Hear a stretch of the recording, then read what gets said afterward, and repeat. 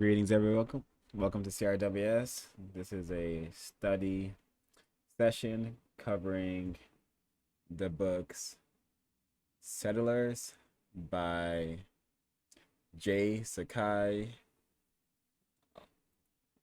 and Them and Us, How Neanderthal Predation Created Modern Humans by Danny Vendramini, and Pieces of a Puzzle, The One Thing Black Females Will Not Talk About by Reneathia Tate. We obviously are not covering these books in their entirety from beginning to end, but just sharing some notes some of the participants found constructive.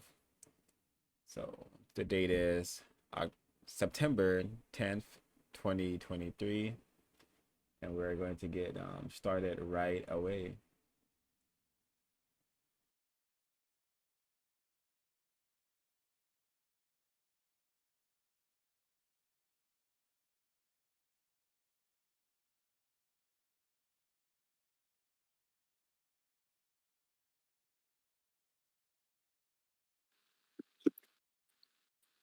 Greetings, everyone.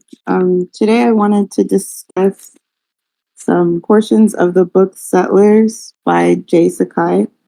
The subtitle is The Mythology of the White Proletariat. So I've read this book previously, but I'm doing a reread because I don't think I fully comprehended everything from this book. But the basic premise of it is it's kind of a history of America, and it discusses essentially how there's there's no such thing as the white working class as since white people came to America. They essentially were a property class of people who utilized, or not even utilized, but were parasitically using labor of non-white people, and that even white people who had to work for a living, they were able to be this kind of aristocratic class of people where they would basically sell out and abuse and mistreat non-white people. And because of that, they would gain benefits from that by other white people who had more power in the system.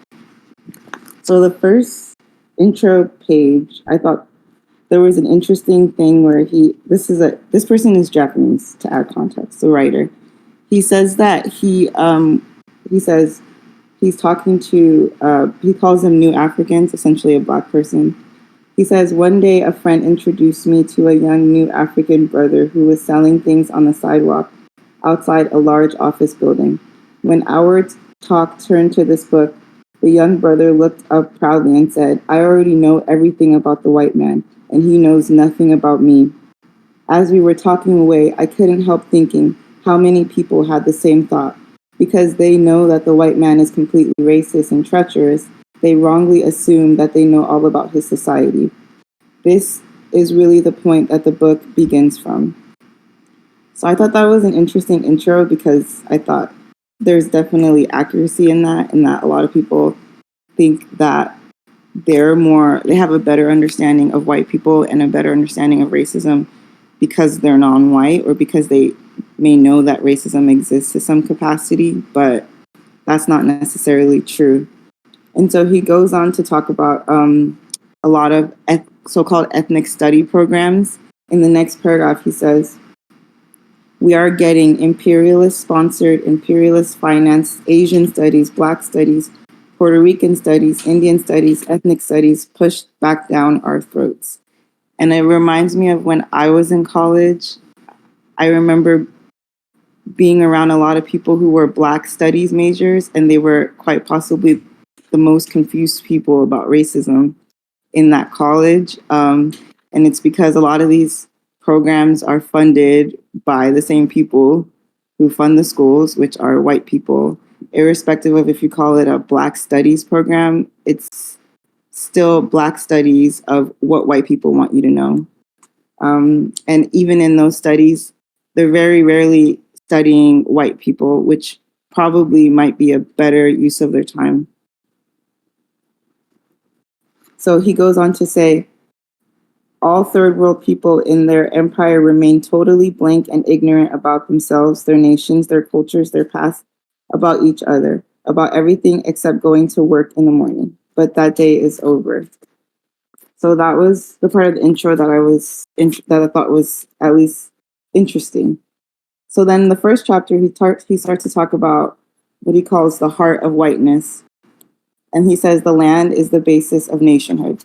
So he's basically in this chapter discussing how when they were living in Europe, before they so-called settled to America, basically came to America, they they obviously were living under feudalism, which meant that there was like a petty lord that people had to work on their land for, and the person would let them live there, but they weren't getting they weren't getting paid actual wages, right? They were just being able to utilize that land.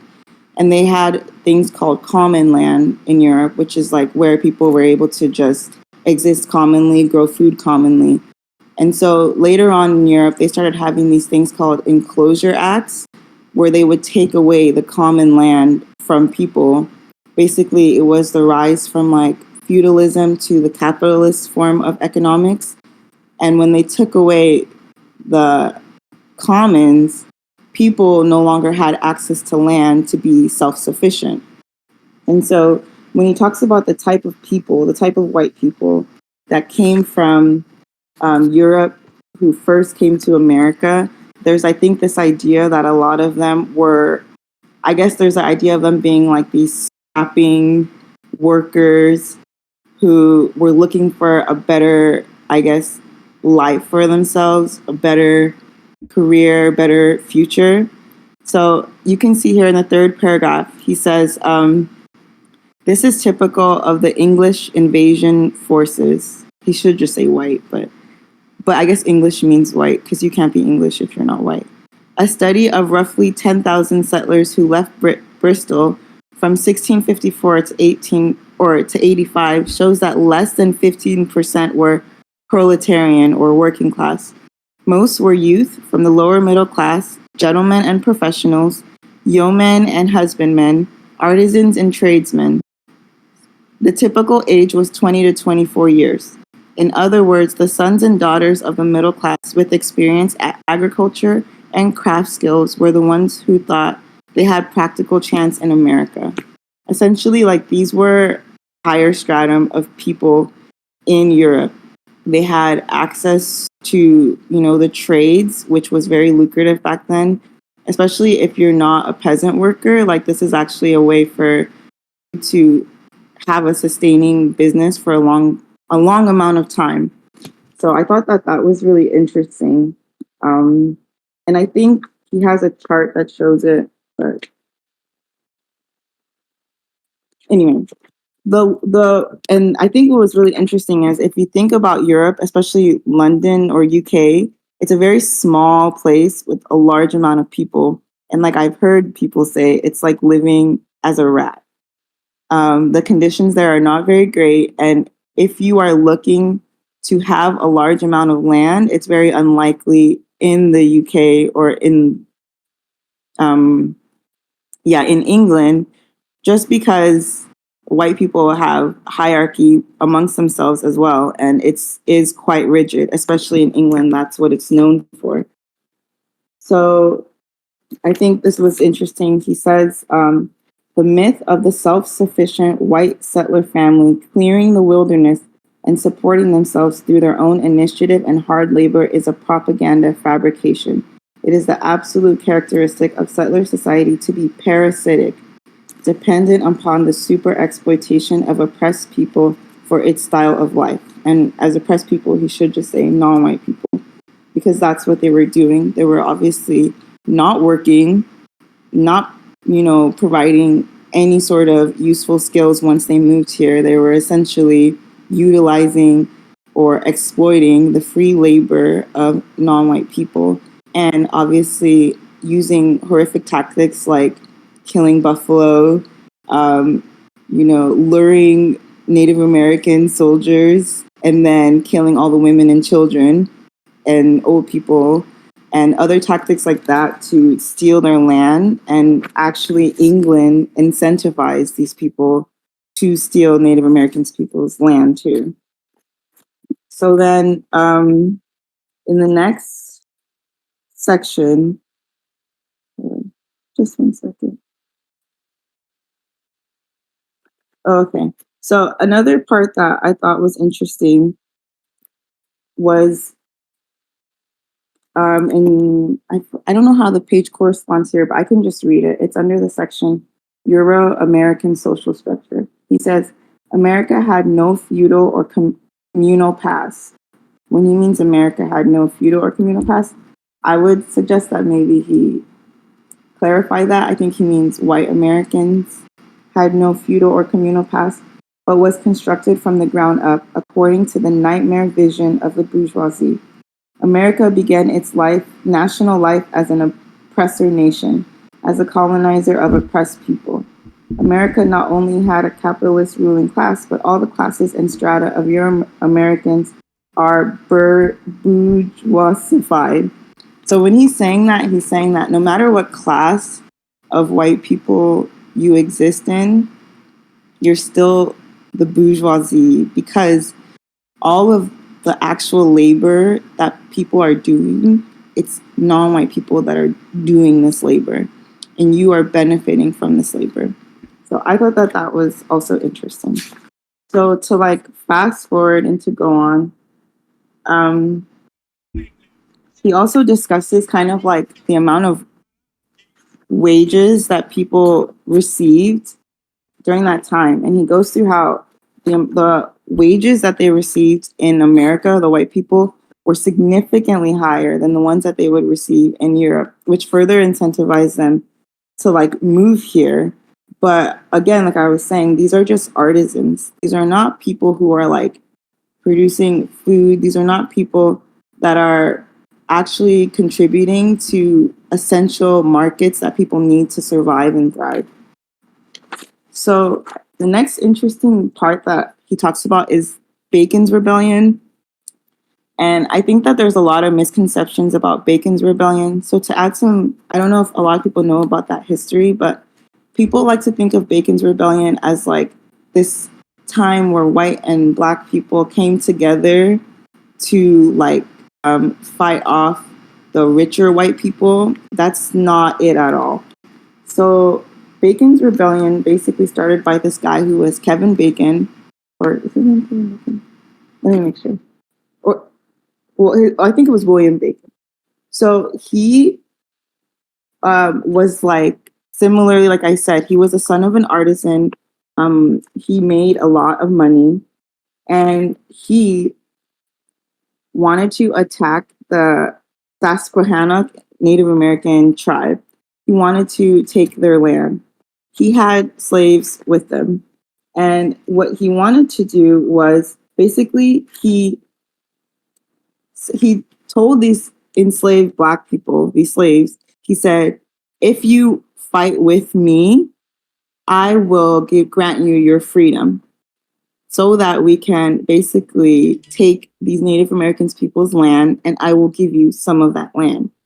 And that's essentially what Bacon's Rebellion is about. And I sometimes even see black people saying that Bacon's Rebellion showed how white and non-white people could unite. But at the end of Bacon's Rebellion, that guy Bacon, he does get murdered. I think he gets hung. But all of those black people, they became slaves again.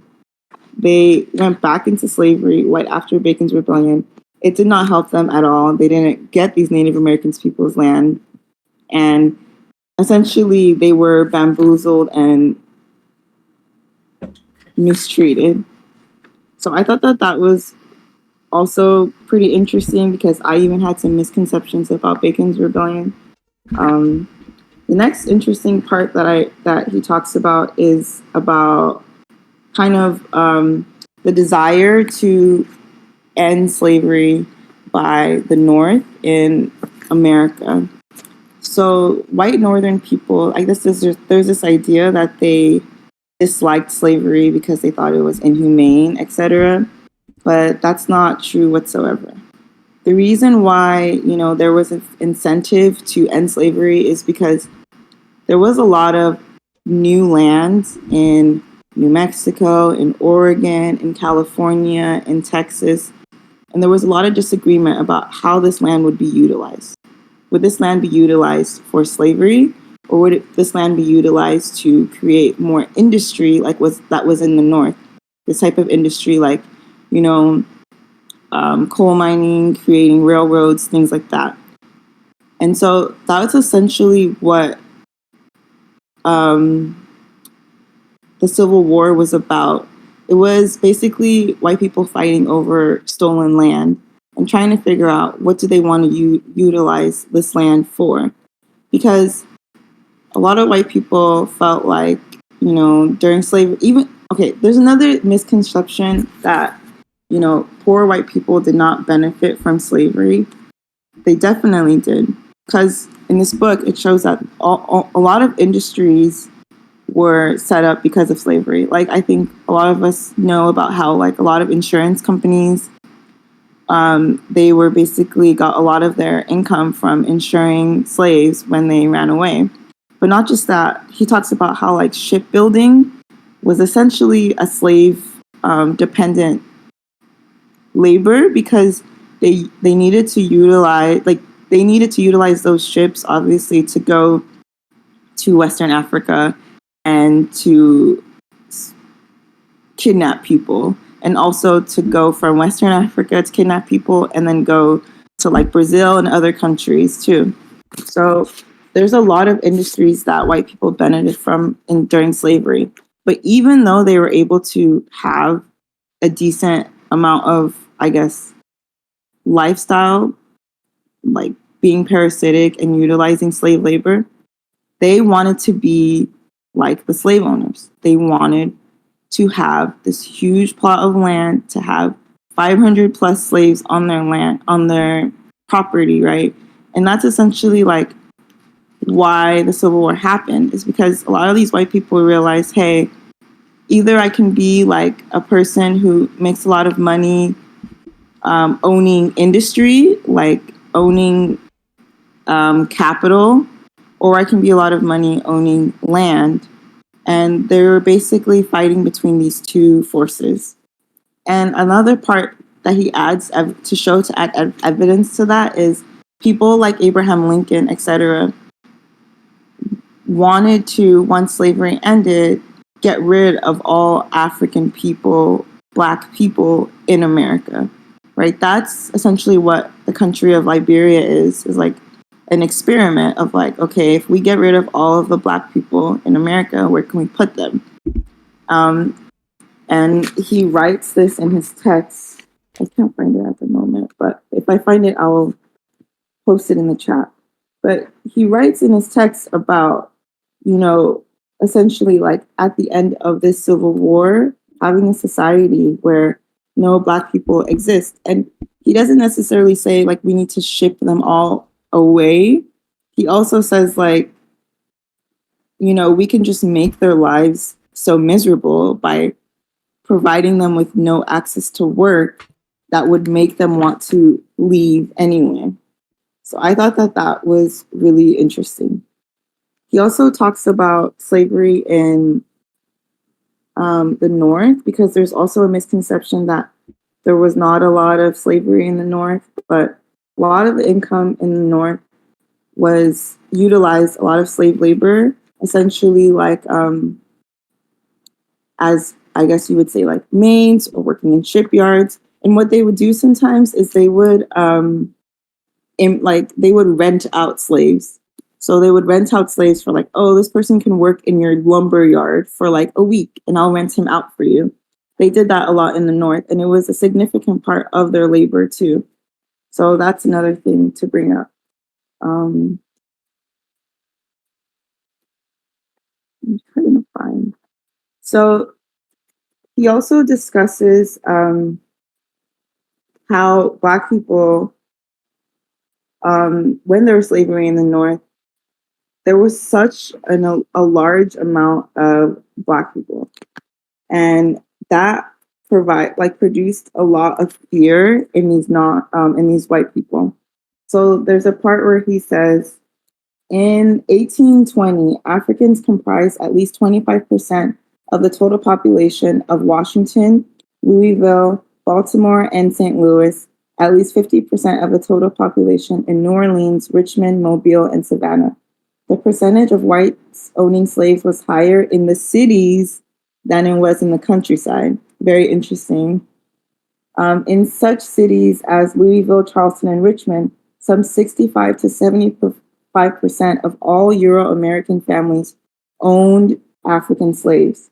And the commerce and industry of these cities brought together and educated masses of African colonial proletarians in the textile mills, mines, ironworks, docks, railroads, tobacco factories, and so on.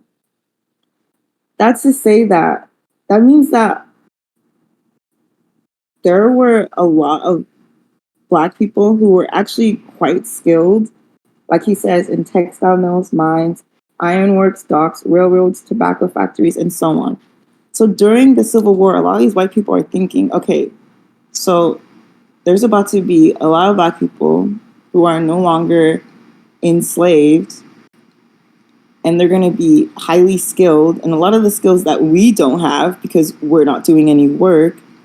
And they're also going to be skilled in like weaponry because they obviously had to involve non-white people in the Civil War, Black people in the Civil War, because they were losing and they needed non-white people, they needed Black people, they needed to recruit them into the Union Army.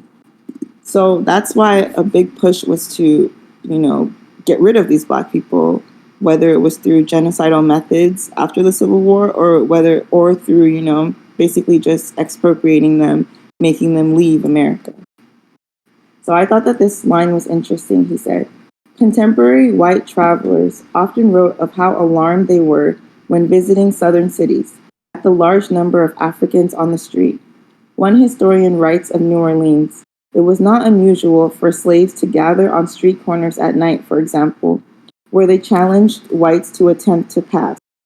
Nor was it safe to accost them, as many went armed with knives and pistols in flagrant defiance of the precautions of the Black Code.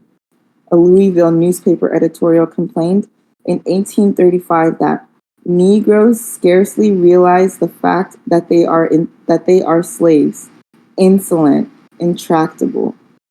So to me, this shows that during this time, it seems that a lot of these Black people had a lot of Black self-respect because they knew that there was a large amount of them. They knew that they had a lot of skills, and they were in active defiance of these white people to the point that the newspaper is basically talking about, how they fear them. I thought that was just really interesting and kind of shows really like a stark difference from, unfortunately, like how we function as Black people now. I think we exist in so much more fear, which is interesting because, well, I say that we still exist under slavery and the conditions are really horrible now too, but it's just interesting to see these Black people were really defiant, and it kind of, I don't know, provides maybe people with some perspective. I think people often think that Black people who were slaves were very weak and mild, and that's not necessarily true. He also talks about, obviously, the Denmark VC planned insurrection, which was a very carefully organized planned insurrection. And unfortunately, it was not able to be followed through with because there was a non-white person who, felt like or was easily persuaded by white people and gave up. The Black people who were planning this insurrection, but I would suggest lots of people read on Denmark VC because it's actually very interesting the amount of work, strategy, and organization that they used to plan this insurrection. And I think many people already know, but the church that Storm Roof massacred those people in was named after Denmark, BC. So that was very purposefully on his part. So I don't want to take up too much more time. But so, and then he goes on to talk about kind of the early 1900s when the New Deal was happening and World War One. And he talks about, I don't know if people have heard of the AFL-CIO, but these are kind of like are unions in America. So the AFL is like a trade union, so it's more for like highly skilled labor, and the CIO is more for, I guess, what people would consider lower skilled labor. And so a lot of those unions benefited from exploiting non-white people. They would try to get non-white people to join the union, especially Black people who were working in the same factories as them. And then when they would come to like time to actually negotiate, they would always, I don't want to use a metaphor, but they would always get concessions for themselves and not for the Black people. It was like a very, very common thing, to the point where like a lot of Black people warned other Black people to not join these unions. I think it's very interesting because been success with like Black only unions in terms of like getting better wages or getting better benefits in their work, in their jobs on their plantations. But it's never for the Black people, it's never for the non-white people. Once they join unions with white people are always going to see them as, oh, well, if we want what we want, we can just sacrifice them. We can sacrifice them to get what we need. And in this section, he talks about, this is not with Black workers, but it's with Asian workers. He says, the IWW, which is the International, I think, Workers, I forgot what the other acronym is, but he says, the IWW considered its solidarity for oppressed Asian workers to be excluded from their own struggle, so that the IWW could get together with the open racists. It should be clear that while the IWW hoped to establish the unity of all workers as principle, they were willing to sacrifice the interests of colonial and oppressed workers in order to gain their real goal, the unity of all white workers. And that's the part that was really important. And he says, while it was advantageous for the IWW to keep Asians at arm's length, in occupied New Africa, there was literally no way to build industrial unions without winning the cooperation of African workers. He's talking about in the South, the African proletariat was the bedrock of everything. The IWW experienced their highlights, the strategic limitations of its political line. So that's to show you that white people are very smart. They know who to sacrifice when and who to utilize when. So in this point, Asian people were not beneficial to them. So they can say they can throw them away. But they know that at this point in time, Black people were very, very useful because they were highly skilled. I know I keep emphasizing it, but it's like really important to understand.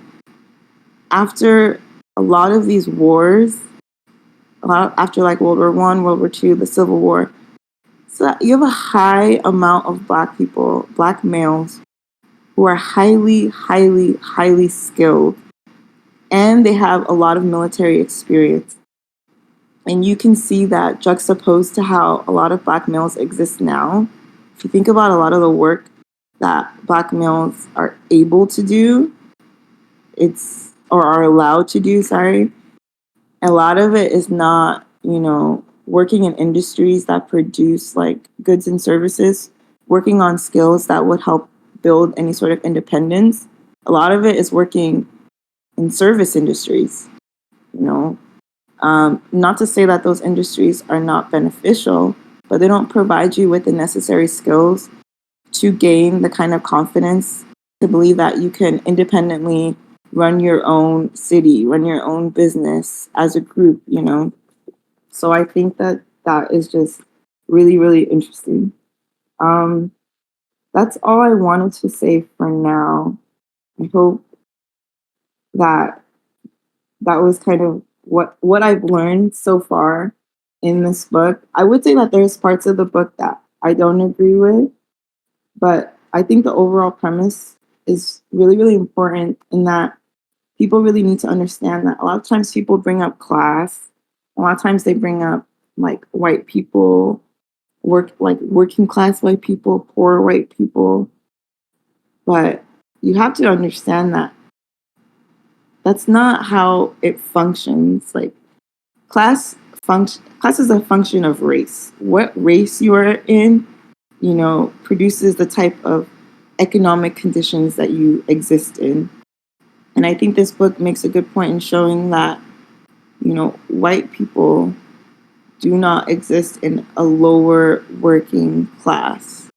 They exist fully based off of exploitation and not of non-white people, because that is why, you know, they have to import so much, and they do that to this day. You know, people in France, it's a necessity for them to exploit the labor of people in Niger, to have them working in mines to get cancer, you know, mining these toxic elements, because they cannot do that where they're from, because they have nothing where they're from. Their land produces nothing of value. That's all I wanted to say. Thank you.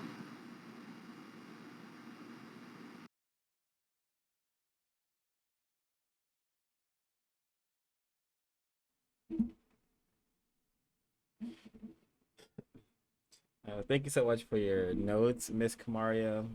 Extremely, extremely insightful, and yeah, very significant, because I was led, and many of people classified as black, non-white people are led to believe that slaves were very docile and cowardly, but this text shares that that was not entirely the case. In fact, slaves were seemingly more you know, wanting and willing to attempt to or counter their aggression they were experiencing from people who classify themselves as white and are currently still mistreating us on basis of color and terrorizing us in all areas of people activity. And it's also significant that it's really like lame and commonly used verbiage that, you know, only certain white people benefited from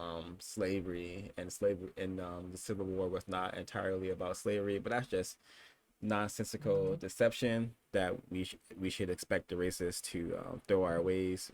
Racist meaning anyone classified as white who is dedicated to keeping this system going forever. But I would say, and this book has provided uh, quite a bit of evidence that all people classified as white benefited from slavery, chattel slavery, and to this day still benefit from chattel slavery and benefit from the system of white supremacy, which is um, non-white people still being enslaved to them, still being subjected to these people. We call them white people. Very, very fascinating. Thank you for sharing. If you like So, to add anything else, please go ahead. And then Miss Action, when she's done speaking, if you'd like to share any words regarding to what you covered, please go ahead and do so. sorry, I just wanted to clarify. My apologies. I said the person's name was Kevin Bacon. That's an actor, obviously. His name was Nathaniel Bacon from Bacon's Rebellion, the white male. That's all I wanted to say. Thanks. Oh, thank you for that correction, Miss Action. If you'd like to chime in on what was covered via her notes from settlers, please do so. If not, we can go ahead and get started with your portion. of the study? Yes, greetings. I thought this book was very interesting. I'm adding it to my reading list. I like the perspective that the author takes from your notes uh, to what it actually what actually happened, and not just some, I guess I would say, a facade. Oh, black people work together with white people in Bacon's Rebellion. Well, let's look at the results. Do we have a system of justice? No. Um, Basically, non-white people, black people, are a resource to for the comfort of white people. Maybe not all white people get the same level of comfort, but that's what the labor of black people was used for. I'm definitely looking forward to reading this book and finding out more. And then I can get into the next. I'll go over my notes next. Let me pull them up real quick.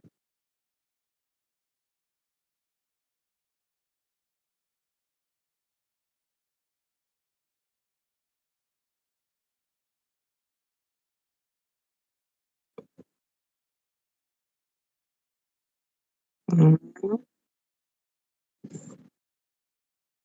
So this is the book that I'm reading, Them and Us. What to say? I'm trying to read the how Neanderthal predation created modern humans. So this book is by Dr. Danny Vendramini. It's supposed to be an academic book written for lay people to be able to read. Um, the premise of the book is Neanderthal predation theory, and if you can see the screen, uh, this is what they rendered Neanderthals to actually look like based on the bones that they have found. We are used to seeing pale skinned people with smooth skin, no shaved beards for the men usually, when actually it's more likely that this is what they look like. I would like to also, they look more like chimpanzees. They stood upright. They had hair all over their bodies because of the cold environment they lived in. And this is what they think based on their anatomy that they look like. I want to read the chapter list. There are 28 chapters. I'm not going to read all of them. I'm going to read the ones that stood out to me the most. Out of Africa into the Frying Pan, that's chapter 2. Um, Out in the Cold, You Sexy Beast. These are chapters 5 and 6. Night Stalkers, chapter 7. No Sex Please, We're Human, chapter 14. Chapter 15, Don't Go Out in the Woods Tonight. Number 17, How Neanderthals Got Inside Our Genes. Chapter 22, Evolution by Death Squad. Chapter 23, Back to Africa. Chapter 24, Getting the Psychopaths Off the Streets. 25, Safety in Numbers. 26, Civilizing the Savages. And 27, The Origins of World Mythology. So, pull up my notes. The Neanderthal predation theory, um, they believe occurred in the Levant. And if you can pull that image up, the Levant is basically from Wikipedia. It's basically an area in between Africa and Asia.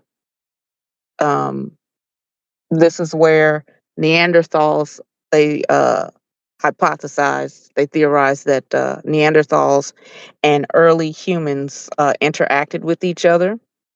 Neanderthals were, they lived in a very cold environment. The Ice Age occurred. They had to have, certain uh, anatomy in order to survive. There's no plant life, so they're relying on hunting. And sometimes that meant hunting each other. So they cannibalized each other. And they were very aggressive, very intelligent in order to survive. So they interact with other hominids when they meet each other in the Levant area, and they basically hunt when it's opportunistic for them. These early humans, and since they are similar in anatomy, they rape the females right there in front of the males. And I'm sure some of the females were killed. The ones that survived, if they became pregnant, they would produce some sort of hybrid. Um, let's go back to the notes here.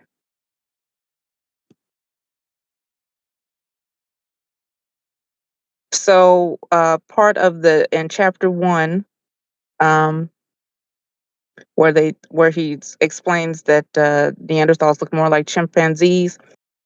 Some of the notes he has: the abrupt transformation from African hominids. So the early humans come out from Africa into the Levant, and they meet these Neanderthals who, after years, centuries, and during the Ice Age, they eat each other, so they have no problem with eating hominids of another species. So the rapid transformation from African hominid to modern human about 46,000 years ago. Physiology: why, despite sharing 99% of our protein coding genes with chimps, do we look so different? So humans are the only ones who look like the way we do. All other primates, they have hair, some of them have tail. We don't look like other creatures on this planet. That's what they're saying. Why do we look so different? Human nature: where did all the unique behaviors that distinguish us from other primates come from? So I'm going to briefly summarize from my notes. Early humans turned into Cro-Magnons after all of these years of trying to avoid Neanderthals, um, avoid females getting raped by Neanderthals and producing some savage offspring. They became Cro-Magnons to basically hunt the Neanderthal to extinction. So while there were different types of Neanderthals based on where they lived, they adapting to their environment. So there were still Neanderthals in Europe. Whenever they eradicated the Neanderthals in the Levant area, whenever they found some hominid that looked too different, looked like a Neanderthal, they would kill it. In their own population, if they wanted to keep the females under control, there was a selection for uh, the way human anatomy is now. Females having breast. Primates don't have breast unless they're actually nursing. So the way when women, young girls reach puberty, they start to develop breast. You can't outwardly tell that someone's ovulating. All of that, Vendramini and other scientists are saying, is because they're trying to, the early humans had to adapt into something that looks different from a Neanderthal so that they won't want to have sex with them. So that on top of that, males had to become more aggressive. They selected for more aggressive males who would be willing to hunt a creature, because a Neanderthal, they're saying, was 6 times stronger than a human, and that even a Neanderthal child could basically overpower an adult human. So we're going through all of this evolution, they're saying, and you have these aggressive males. They needed to be aggressive, essentially psychopaths, in order to go after something that is still stronger than you, develop tools, develop language. All of these things are developed in order to get rid of the Neanderthal. Unfortunately, that means when they go amongst other groups like them, there can be issues with that. Sometimes they would work with each other and sometimes they wouldn't, basically to annihilate each other. And now that there are no more Neanderthals, there's a getting psychopaths off the streets. That's the chapter 24. So this is where walls, so how you have walled cities and people congregating with each other in larger groups, and you have laws. And I want to go to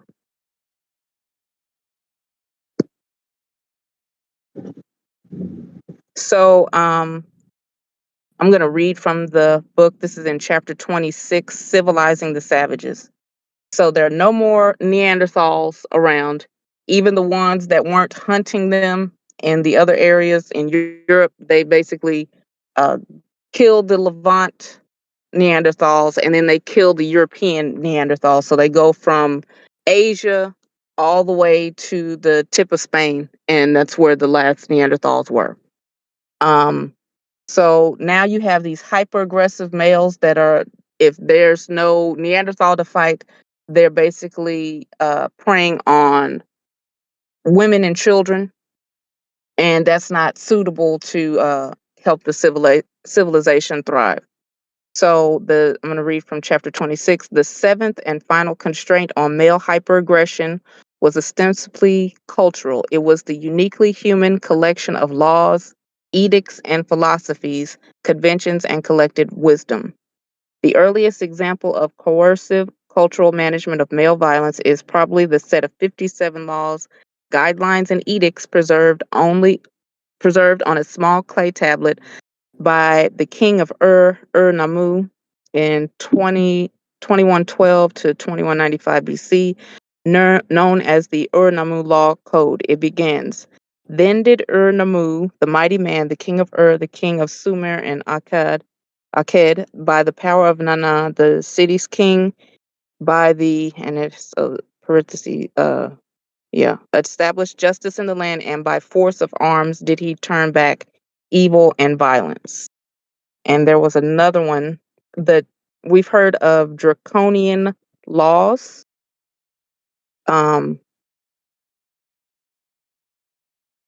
Where is it? Okay.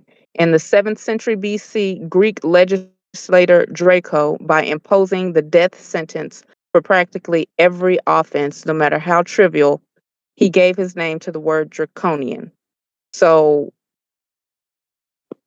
for example, if anyone take a male or female slave of the court, or a male or female slave of a freedman outside the city gates, he shall be put to death. These are actually Babylonian laws. But basically, an adulterer is to be put to death without any regard as to whether he's married or not. Whoever is guilty of sodomy should also be put to death. Whoever urinates into water or ashes is to be put to death. Whoever finds a runaway slave or captive, does not return him to the person who belongs, shall be put to death. So, for 3 millennia following their introduction, cultural prohibitions continued to rein in male violence. So, in order to get these hyper-aggressive males under control, they basically used the death penalty, because that was the only way to get them under control. And then you select for males that are not hyper-aggressive. So, that's pretty much all I have to say. I just leave with a question. What do you think this sounds like? And why do you think we need a code to produce justice?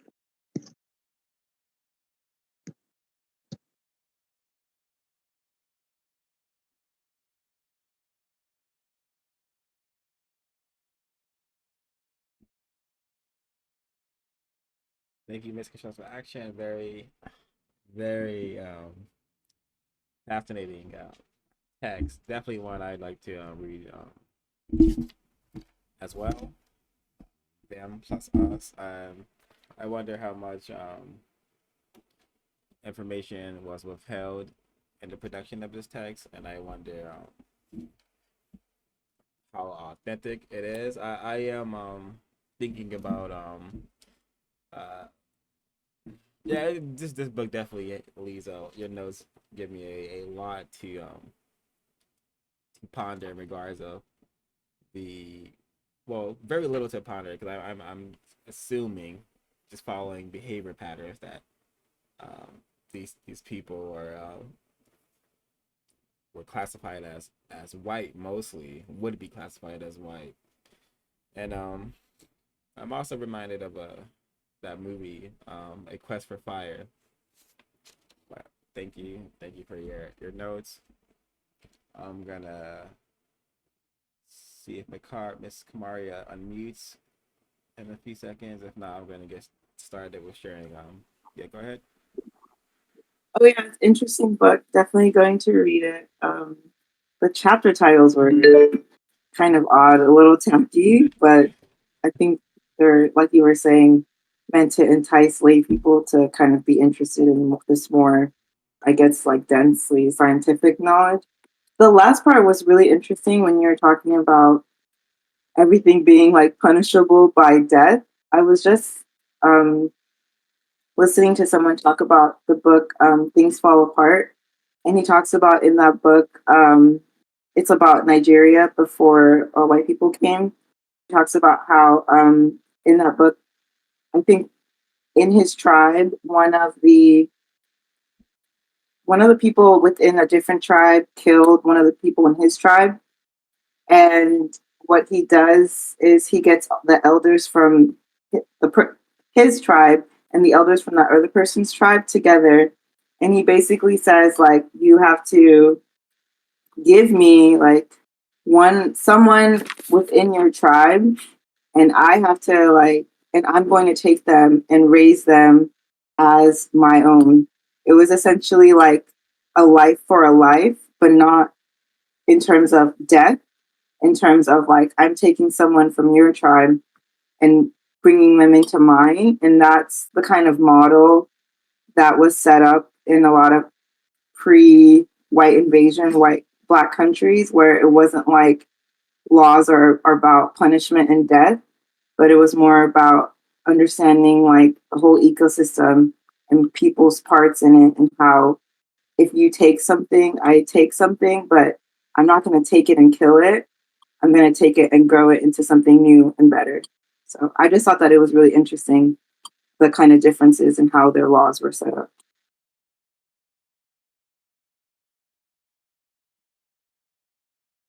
There was one more note I forgot to read that was the main reason I read this book, and it's very short from chapter 1.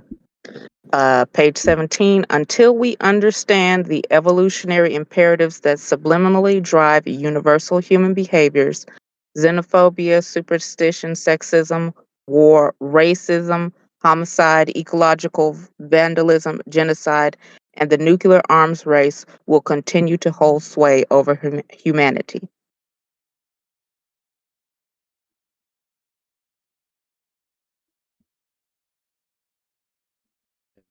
Yeah, that is going to be reality. But I would just change a few words around and say that's going to be the reality as long as we are in the system of racism, white supremacy. So I'm definitely there. I see still learning chats coming through, but it's not showing up and on the actual live. And this is from Still Learning. Sounds like a taproot precursor of racism, white supremacy. I suspect a code is needed to ensure continued genetic survival of the African genome. And I wonder why YouTube would not allow such a comment to be shown in the YouTube chat, and it has to go to the third party software I'm using to do this stream. But thank you, Still Learning. Welcome to the broadcast. So thanks again, Miss Action, Miss Kamaria, for your notes and sharing. So I'm going to be covering some notes from, again, and make sure I can be heard. Okay, looks like I can be heard. So I'm going to be covering some notes from Piece of a Puzzle by Reneathia Tate, the one thing black females will not talk about. But before I get to this text, I want these definitions to be known by the folks who will be tuning into this broadcast in the future, or folks who are currently tuned in to this broadcast, because I will be using this term throughout my portion of the broadcast. This is from the United Independent Compensatory Code System Concept, a compensatory counter-racist codified word guide from page 227. Definitely a term I've covered before, but I I'm going to cover it again. And it is maximum racial, maximum racist aggression. Use this term to mean 1. Anything willfully and deliberately said or done by a white person under conditions dominated by white supremacy racism that results in a non-white person being non-justly deceived. 2. Anything willfully and deliberately said or done by a white person under conditions dominated by white supremacy that results in a non-white person being deprived of something that he or she must have in order to produce justice and or correctness. 3. Any willful, deliberate, and mutual act of sexual intercourse and or sexual play between a white person and a non-white person during any period in which any person is subject to white supremacist racism, any place in the known universe. Note, all white persons who participate in and or who directly or indirectly help to promote such acts are guilty of maximum racist aggression. So that's maximum racist aggression. That is when one of these three things are taking place, and it's usually a combination of these three effects taking place. Number 3 is what we're going to be, what I'm going to be talking about in detail is the sexual play, what the code refers to as rape on part of the white person raping the non-white person. So, and the second term is maximum racist insult. Use this term to apply to any act of sexual intercourse and or sexual play by a white person with / against a non-white person under any condition directly or indirectly dominated by white supremacy racism. And I think these two terms have that word maximum because Neely Fuller Jr. understands that the greatest damage, the greatest harm a non-white person can experience and still be alive after it is to be raped, or what people are confused would say having sex with a white person. That is the greatest harm and damage that we can endure on this planet, especially if we do not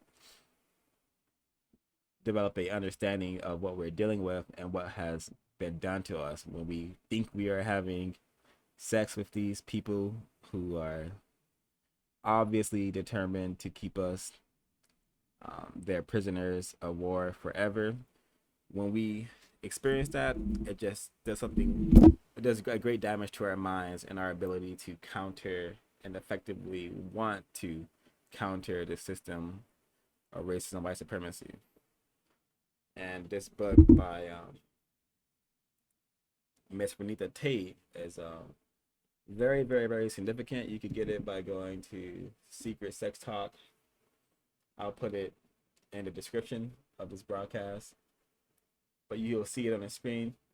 Secret Sex Talk, and it's a really long link, but this book is very hard to find.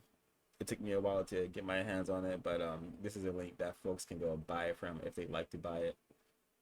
You'll see it on the screen. But the first like the introduction of this text is basically Reneathia Tate sharing her understanding of sex between white and non-white people. But what was significant about it is that she just tells her her journey, which I found to be very, very profoundly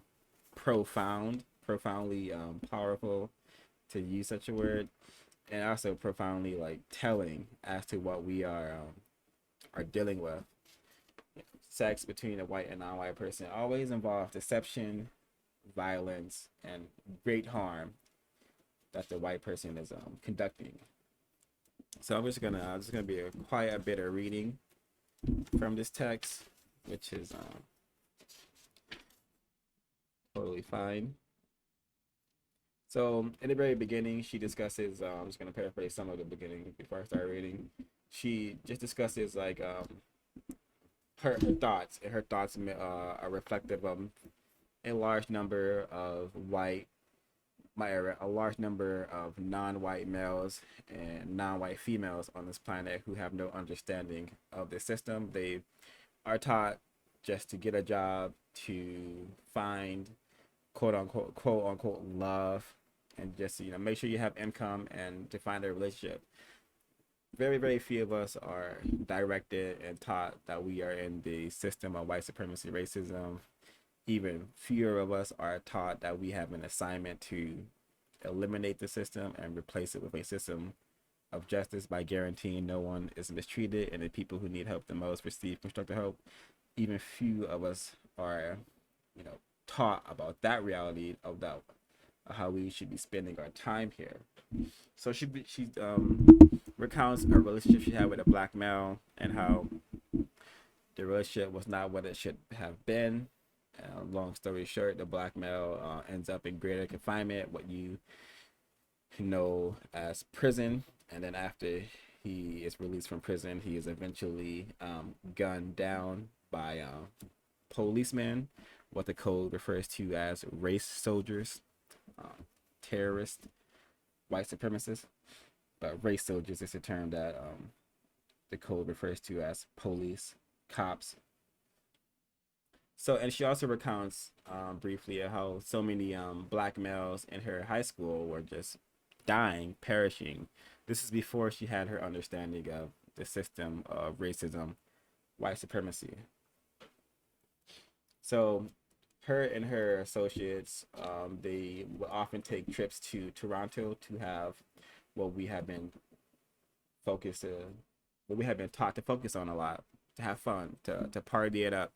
So her and her associates would go on trips to Toronto, and she recounts her enjoyment of going there because the white people there were nice and pleasant and less hostile than the people in the Detroit area that she dwelled in. So I'm going to read from page 14, and this is after her finding a club where was not just white people listening to black music. This is her after her friends have spent quite a bit of time finding a club that played black music and also had black people, because prior to them finding this club, they kept going into clubs and leaving immediately clubs that had only white people that were listening to black music. So this is page 14.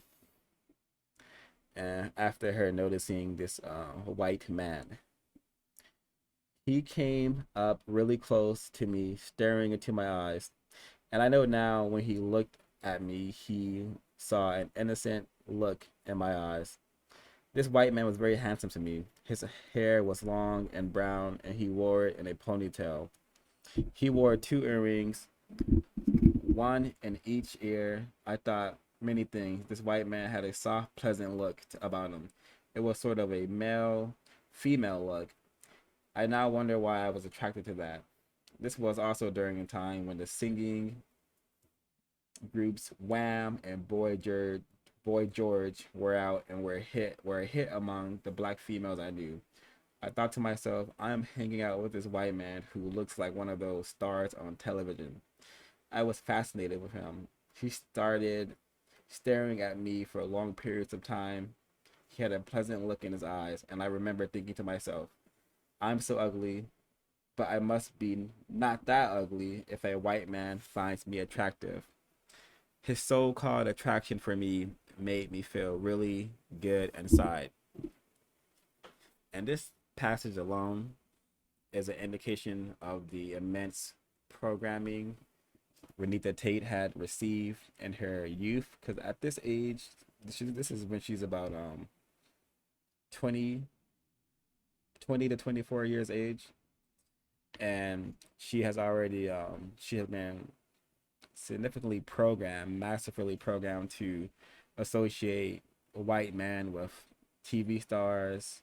She has first been programmed to be attracted to a person who comes from a group of people who have collectively decided to destroy us and maim us and keep us in a very, very pitiful condition. So that alone is very, very tragic in itself. But this her thoughts reflect millions upon millions of non-white males and non-white females thoughts on white people. We still have a great affinity for these people because we do not understand them. We do not understand a fraction of the history between white and non-white people, especially to the context that was shared by Miss Kamari earlier and Miss Action earlier.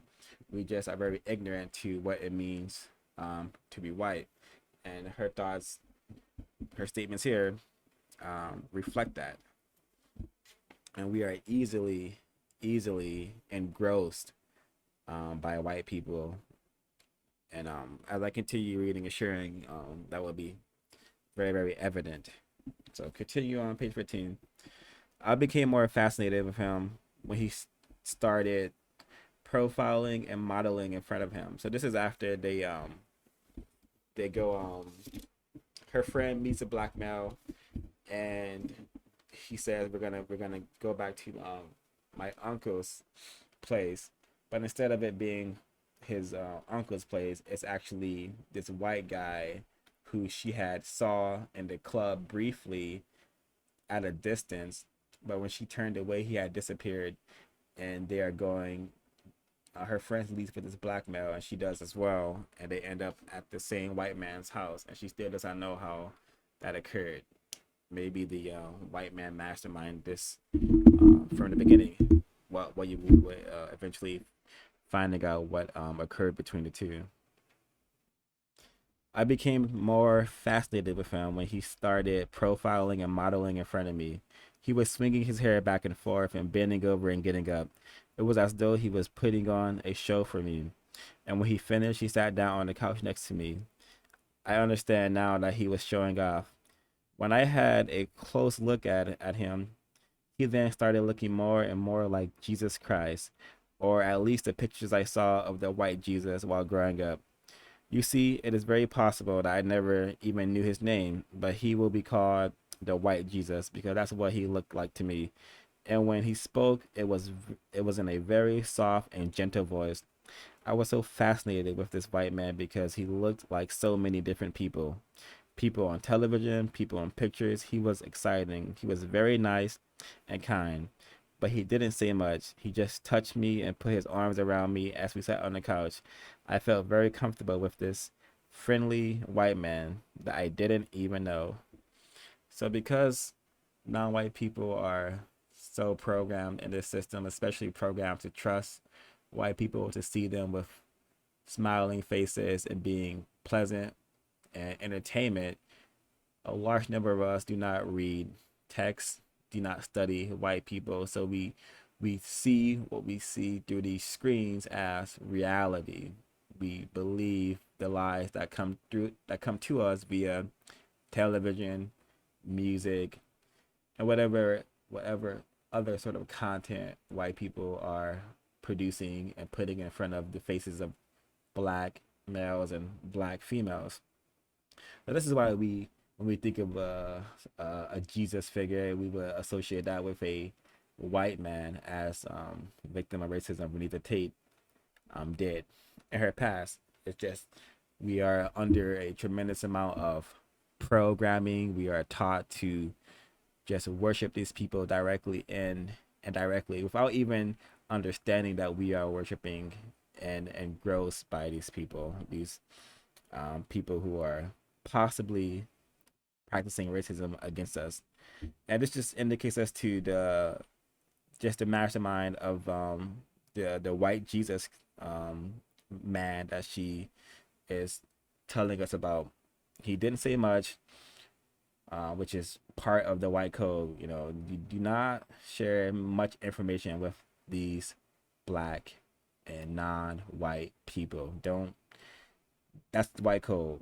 You know, if you're gonna say something, make sure it's something that's going to confuse these people, or it's going to be a lie or a combination of the two. But don't say much, especially if you can not say much and still do what you want to do, which this white man was clearly aware of, as we're going to see. So after sitting and watching television for a while, I noticed that my friend Coffee, that's not her real name, but that's just the name she gave her in this text. My friend Coffee and a black male had left the room and went into another room, and they did not come out for a while. Then the white man said in a soft, low voice, "Come on upstairs. I am tired, aren't you? Come on." I was fascinated with his voice because, again, it was his accent. He was speaking English like myself, but it sounded so different from the way we speak in America. It sounded a lot better to me. I was confused, keyword confused, because of the way in which he asked me to come upstairs. He made it sound as if we were just going upstairs and go to sleep. It sounded like something a mother would say to one of her children, not sexual at all. I found myself following him up the stairs. So, just small hints on the current situation between white and non-white people.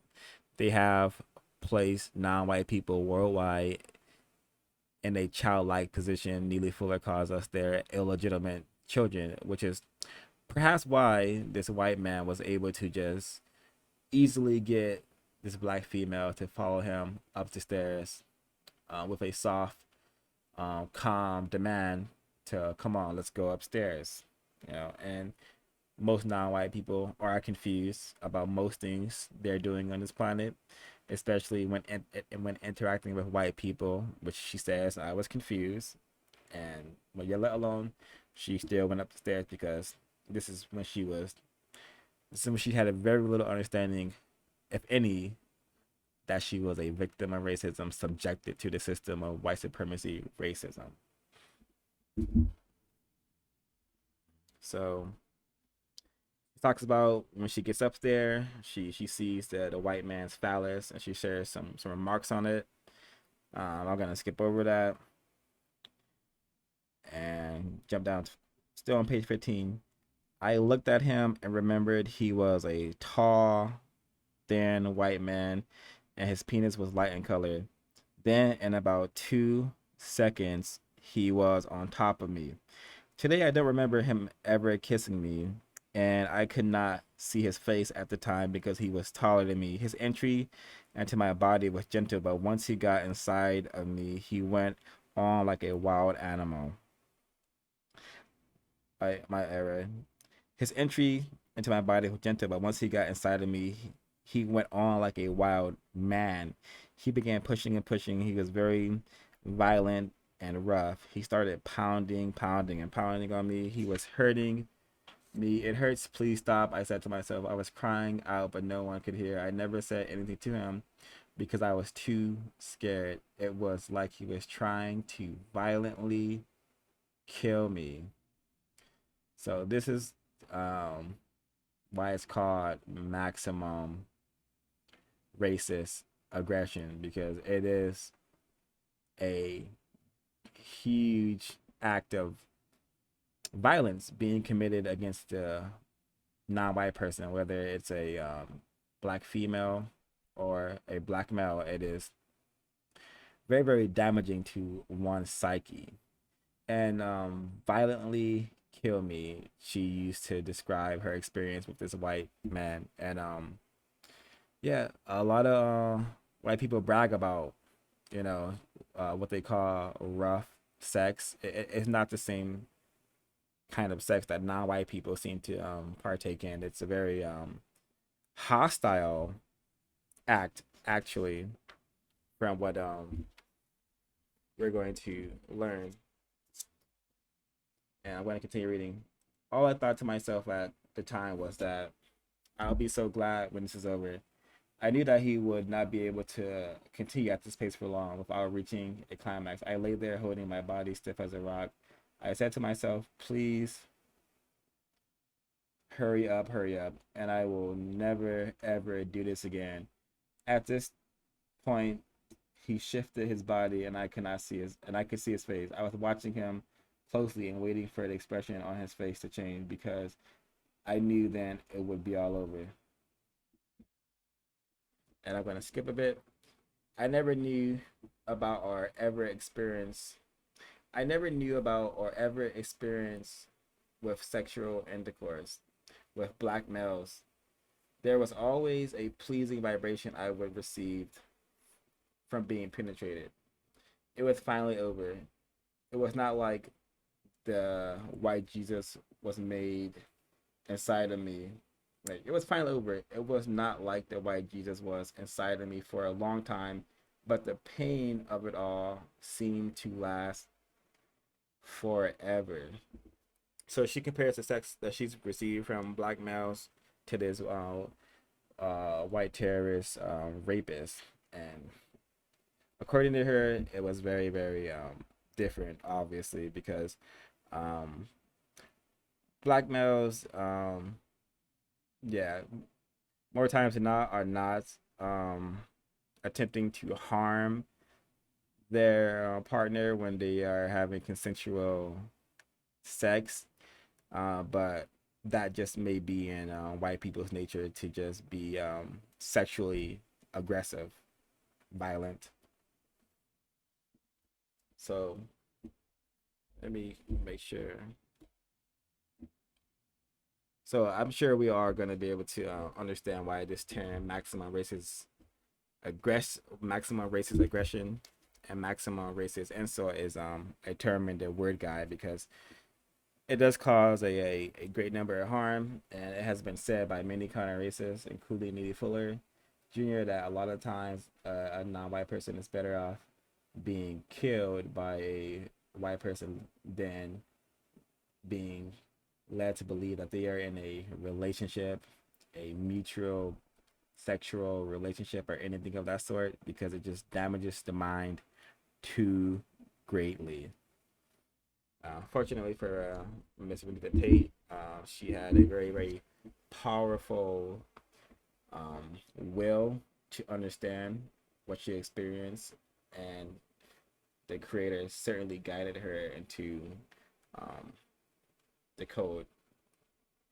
So she says, page 16, when I woke up in the morning, he was already up and looking over at me. He was sitting with his pants on and smoking a cigarette. He said good morning in a nice, pleasant voice, as if nothing ever happened. All that pain I went through seemingly never happened. I was real confused by this time. So this is possibly one of the reasons why this happens so much, because consciously or subconsciously, white people know the damage they are doing to non-white people when they are having sex with them, raping them. And this is why non-white people collectively should decide to, you know what, no more sex with white people, especially not while the system of racism, white supremacy exists. The record shows that white people were raping people on those plantations during chattel slavery, and have been raping people since they started calling themselves white and practicing racism, white supremacy. So if it's one thing that we do have control over, it's what we think and what we allow our thoughts to, allow our bodies to do. We have some sort of control over our bodies. We can decide to say, you know what, I'm not engaging with this person sexually at all, especially while racism exists. I think it would be greatly constructive if all non-white people just ceased sexual interaction with white people until a system of justice has been established. I think that would do us a great benefit. So she also mentions how she was really, really anxious and wanting to leave, and she was afraid, and she just wanted to get the hell out of this person's house, which she did. And then she goes on to recount her time in college and how she learned to analyze things. She took history courses.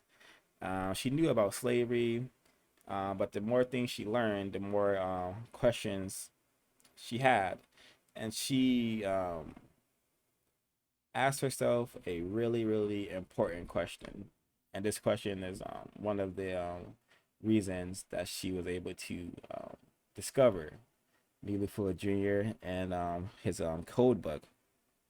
But she says here on page 17, I learned the why and how of slavery, but today in the 1980s, there still seems to be a problem between black and white people, and everyone knows there is a problem. So questions began to come up in my mind.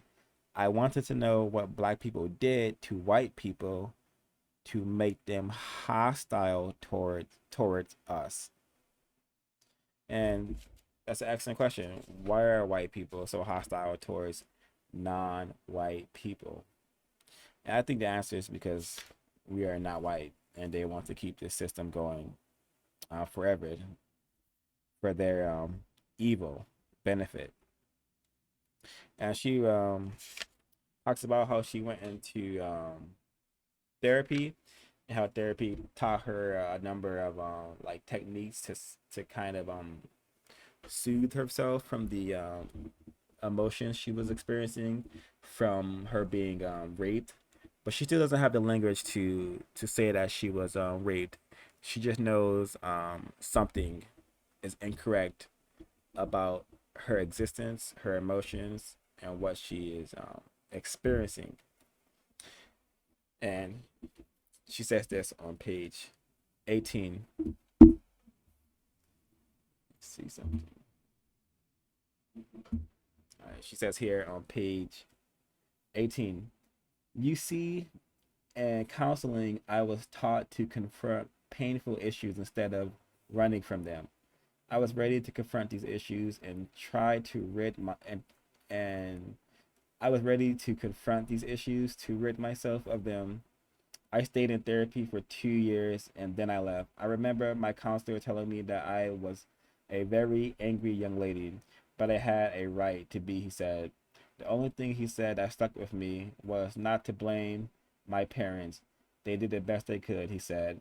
There were some conditions that happened in slavery that were passed down from generation to generation. What he said stayed with me, but I realized he wasn't going to say much more than that. So I started reading more. I remained determined to solve any problems I was having. So my search was to find out why white people were so hostile towards black people, including myself, continued. So I'm sure she had a white counselor, or maybe a non-white counselor who did not have the language of system or racism, white supremacy. Um, but yeah, therapy is certainly not the it's not going to give you the answers that you are in the system of white supremacy unless your therapist, your psychologist was probably Dr. Francis Cress Welsing. Um, so yeah, the best form of therapy one can give is learning the truth, which comes from reading, studying, and learning, which is excellent on her part. She said, I started reading more. Super significant aspect of us understanding what we are dealing with. So she begins to talk about her experience in college and how she's having symptoms from like psychological symptoms from the rape by the white man, but she still is not able to pinpoint it. She developed a boil under her armpit, um, and it was right around the time of college graduation, and she went to the hospital, but she didn't want any of the doctors to touch her. She recounts on how she was acting like a big baby, covering up her face and her body and not letting any of the doctors touch her or penetrate her with any needles because she is being triggered by all of the mistreatment that she received just from that one night of being with that white man, that white rapist, on part of her just being a black female subject to the system for her entire like 7 years. At this point, she's around 32, I believe, because she graduated when she was 32. She's probably like near 32 or already 32, and she got to college when she was 27. So she experienced, and I'm sure she experienced a great deal of mistreatment while in college. So she's a black female suffering a lot of mistreatment, and that is going to be very traumatic. But it's the rape that she is having these new symptoms from. Look at that was her first time being raped, and last time, from what I've learned so far from this text. So she talks about her experience in the hospital and not allowing them to lance the boil under her arm, and then she calls one of her friends, and this is very very yeah, this is very interesting. And what happens after this was very interesting as well. I'll go over it very briefly. I wasn't going to share it, but I think I will share it briefly. Page 19. When I left the hospital, I was so embarrassed about the way I had acted. I called my mother, and she said I was too old to be acting like that. At that point, I felt ready. I love, or I really appreciate her writing style, because it's like you're just delving into her mind, but it is somewhat difficult to read, even though it's very simple writing. At that point, I felt really bad, and then I told my mother, "Don't worry, I'm going to find out why I was acting this way." I told her that I was going to find out what happened to me. I then got off the phone and closed my eyes. In therapy, they taught me how to use my brain to go back in the past and search for things that I may have been hiding. I started the search. I thought back when I was a little girl, but after three tries, I could not find anything, so I stopped. I later called a girlfriend who knew a lot about psychology, therapy, etc. She said she and I both received counseling. I described to her what it felt like when I was in the hospital around those doctors and nurses, and what it felt like to have people going underneath my armpit to lance the boil.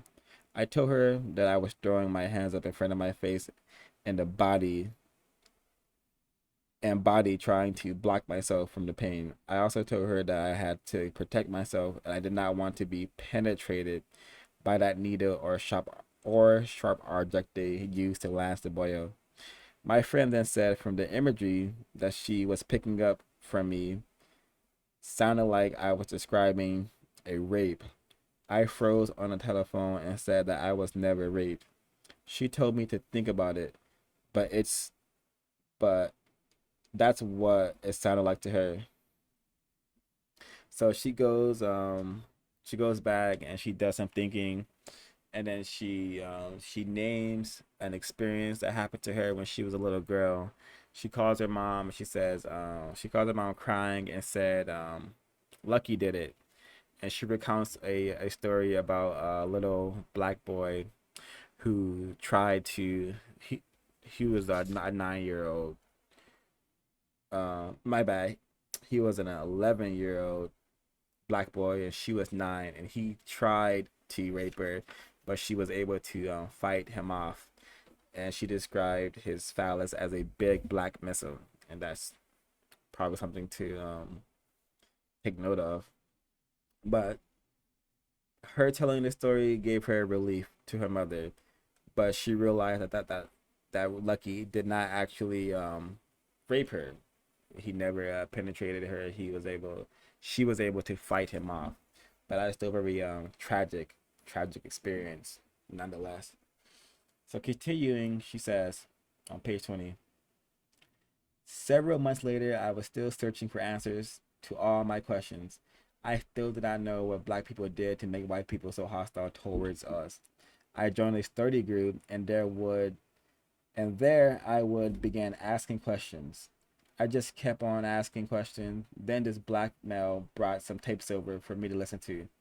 It was this black, it was this man talking about racism and white people. and saying that black people were pitiful, etc. I listened to the tape and became very scared at some of the things he was saying. Plus, his voice was so deep because I had never heard this information before. It sent me into a state of shock. I had to turn the tape off and absorb some of the information. One thing that really scared me was when this man said white people knew everything that we were doing 24 hours a day.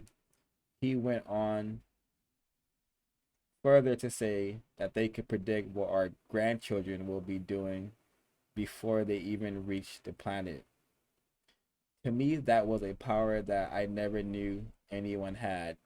So we're able to, just follow Miss Tate on her like journey to becoming less confused, and her sensations are very, very significant because this is what a lot of people experience when they are hit with the truth of the situation we are in, the truth of the harm and evilness we are forced to endure 24 hours a day. And I think it's very profound that she did not scurry off from the information. She absorbed it and was able to write this book because of that fact, because of that reality. So this is her introduction to Neely Fuller Jr. I'm going to continue reading. As it turned out, this man was the author of the book. When I called him, he said it was very difficult. He said it was very difficult for him to talk to me without the book. But because I was asking so many questions, he did talk to me for a while. He asked me if I had the book. I said no, I heard you on the tape. And he said he would send me a copy of the book. Once I got the book, I looked at it and I could not understand anything in it. The words were simple, but the way they were put together with other words confused me. I didn't understand the way the words were being used. In order to understand this book, I had to ask questions. In order to understand any subject, one has to ask questions. So Mr. Reneathia Tate was clearly a very intelligent person, despite being a victim of racism, while also still being very confused. But in her process to become less confused and learn, she was able to have a dialogue with Neely Fuller Jr. So she talks about when she gets the book, and the title, independent, the United Independent Compensatory System Concept for Victims of White Supremacy Racism. Like, that's one of the first things that got her attention. And she thought to herself, who are the victims? She thought. And she says on page 21, I knew what racism meant, but white supremacy, what is that? And this is a very similar reaction that most non-white people will ponder if they are serious about understanding what they are dealing with, what we are dealing with collectively and individually. I knew what racism meant, but white supremacy, what is that? There were definitions of the words in the back of the book. It was just like the subjects I had learned in college. In order to understand any subject, one has to understand the terminology, since all subjects have their own terminology, and so did this book. So this is very important. This is why the code stresses non-white people to please just define the words that we are using. Make sure the people you are talking to understand the way you are using words, which is why Neely Fuller Jr. took the time to make his word guide, and why we should define any words we are using, despite whether it's coming from the word guide or just our own definitions, just so we can have an understanding. So there's very, very little confusion involved. And then she goes on to say, and this is also very significant. I'm gonna skip over this. When I got the book, the first thing I noticed was that it was written in 1957, maybe 35 or more years ago.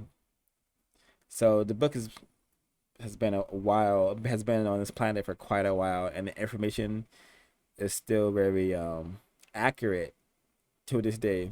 She didn't go on to say that it was current for the 1950s through the 1990s, and it most likely will be current for the year 2000. And it's 2023, and non-white people are still very, very confused in all areas of people activity, and white people are still destroying us and raping us, and we do not have the um, understanding that that's what they're doing to us when they call us their husband or wives, when they call us their boyfriend and girlfriend, when they say that we're having rough sex, they are actually acting with maximum racist aggression.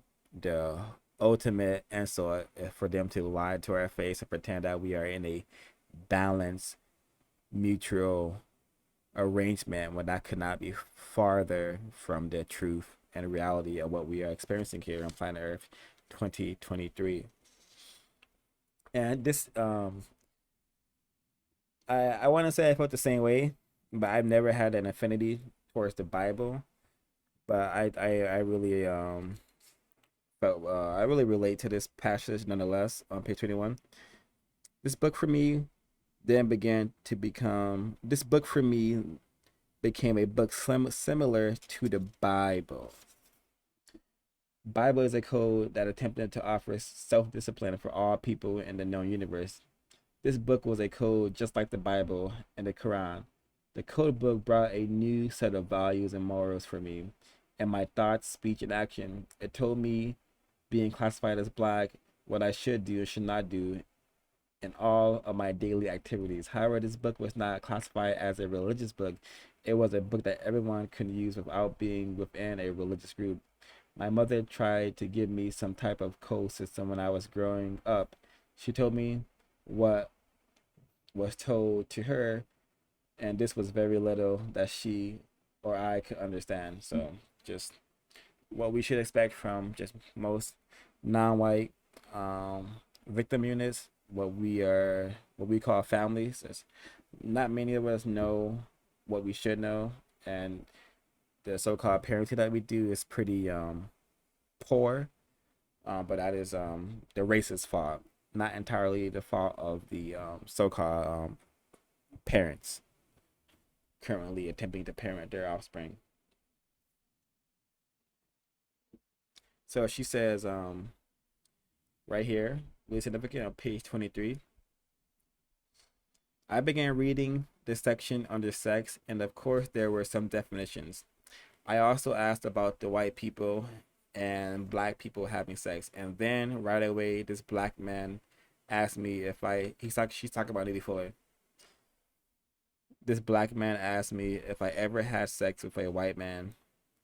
I said no very quickly and then hung up the phone on him.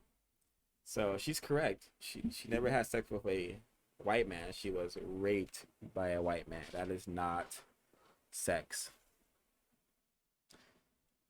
I then started thinking for a while. Then it came back to me that I had. It was a quick flashback. So I called this man back and said, yes, I did have sex with a white man. I started crying and said, he hurt me. At this point, the only painful part of my experience with the white Jesus had surfaced. The black man then said, I thought so. You see, this man patiently waited until I started asking him questions about sex between white and black people. Now, as I look back on this experience, I realized that I had buried the experience with the white Jesus so deep that I couldn't find it.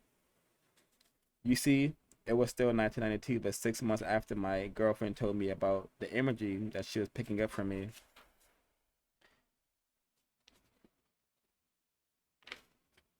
As I continued reading the code book, I did notice how it placed labels on everything that happened to me. It had a label for the white man who I had sex with. It also had a label for the things he did to me and the things he said to me before and after. Everything, the sexual activity was over.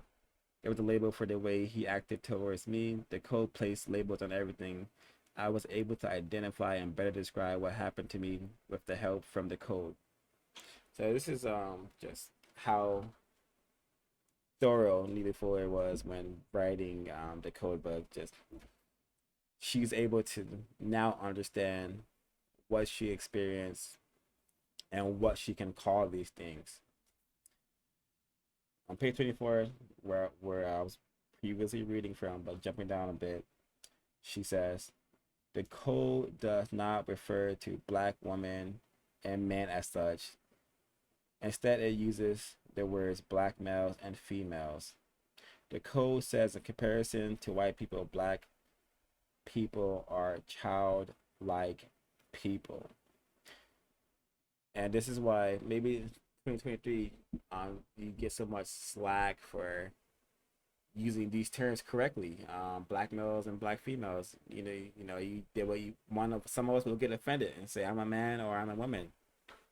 Or even white people would ask you, well, why don't you say man or woman? It's because I refuse to lie to myself or others about what you all meaning white people have done to this planet and the people who occupy this planet. So use correct terminology. Understand that there's no such thing as a black man or woman.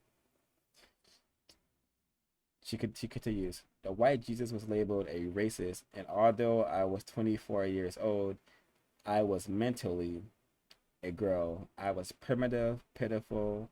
I was a primitive, pitiful black female, and this white man took advantage of my lack of knowledge and understanding of what his true objective was. Remember earlier, she recounted on how the way the white man looked at her, he knew that she looked innocent. Innocent meaning, wow, this girl does not have a clue about what we white men be doing to you black people in the bedroom. So I'm going to show you better than I can tell you, because if I tell you, you'll probably be a little less confused and won't let me rape you. But continuing, this is how